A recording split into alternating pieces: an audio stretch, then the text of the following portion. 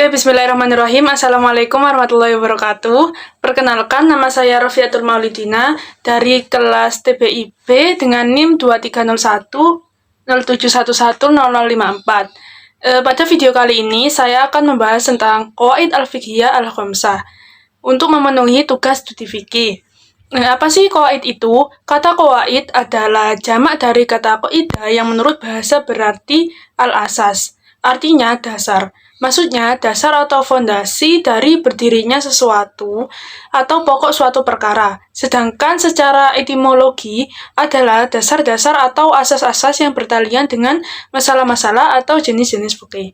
Adapun kaidah asasi ini adalah kaidah fikih yang tingkat kesahihannya diakui oleh Imam 4 madhab. Pada video kali ini, saya akan membahas 5 kaidah.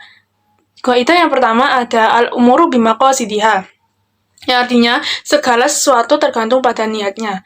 Pada hadis riwayat Imam Muslim dari Umar bin Khattab, Rasulullah Shallallahu Alaihi Wasallam bersabda, "Innamal a'malu binniyat wa innamal likulli imri'in ma nawa." Yang artinya, sesungguhnya amal perbuatan itu diiringi dengan niat.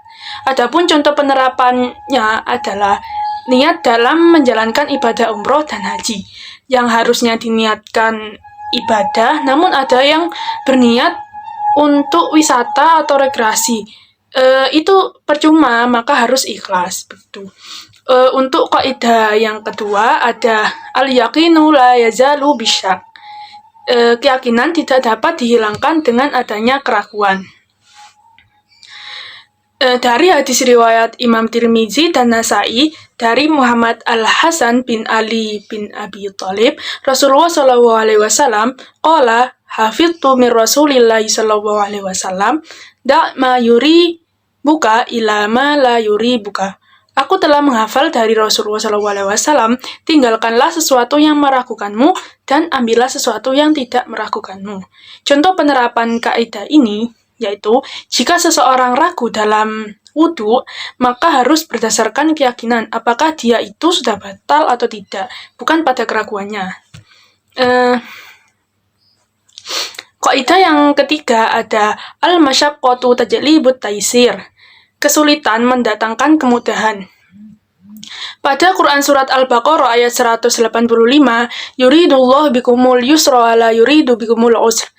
Allah menghendaki kemudahan bagimu dan tidak menghendaki kesukaran.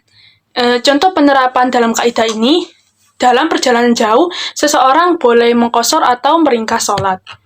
Selanjutnya, pada kaidah keempat ada ad-dararu yuzal, yang artinya kemudorotan harus dihilangkan.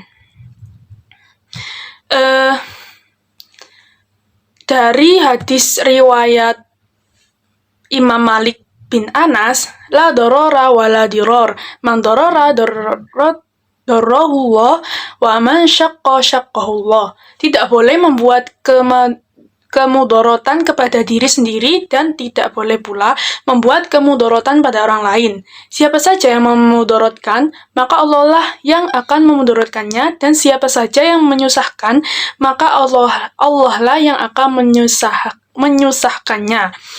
Contoh penerapan dalam kaidah ini yaitu adanya berbagai macam sanksi dalam fikih jinayah atau hukum pidana Islam adalah juga untuk menghilangkan kemudorotan.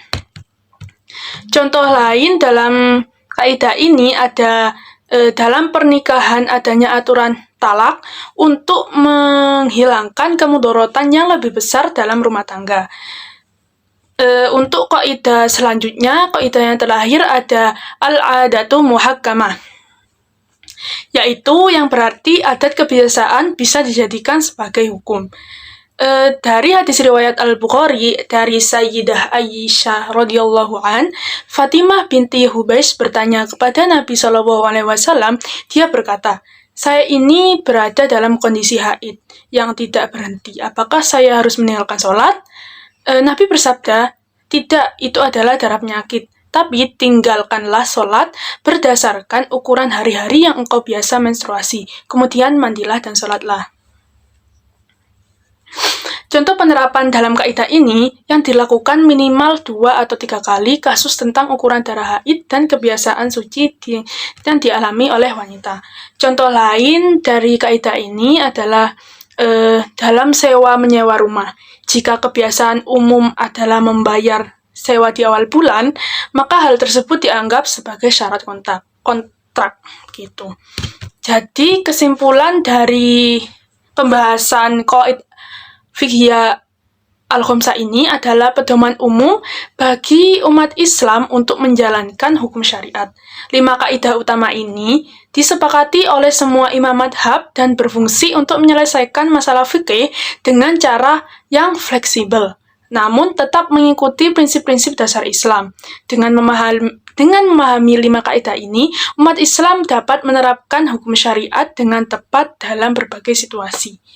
Mungkin itu yang dapat saya sampaikan. Kurang lebihnya saya mohon maaf yang sebesar-besarnya. Terima kasih sudah menonton. Jangan lupa like, subscribe, and comment. Terima kasih. Wassalamualaikum warahmatullahi wabarakatuh.